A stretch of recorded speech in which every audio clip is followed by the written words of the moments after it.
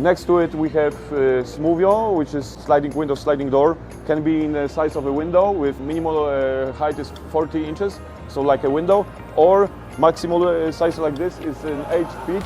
It's a great product for a commercial market. Due to its price, it's 20 to 30% less expensive than a lift and slide door from UPVC. What's also important, it's also warmer than lift and slide. It's much more tight because it has a gasket around whole perimeter, brush, and the locking points, similar to kitchen windows. The sash, when it's locked, you can see from this side, sash goes to frame around whole perimeter. So it's tight, it's warm, and noise reduction is also better. So if you have a development near the airport, it's a great product. Call it Smoovio because it's super smooth to operate.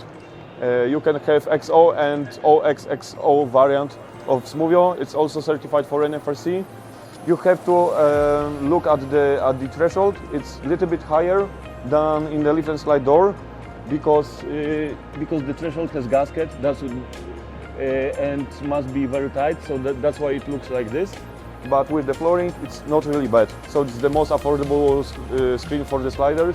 That's all about it. It's durable, it's affordable.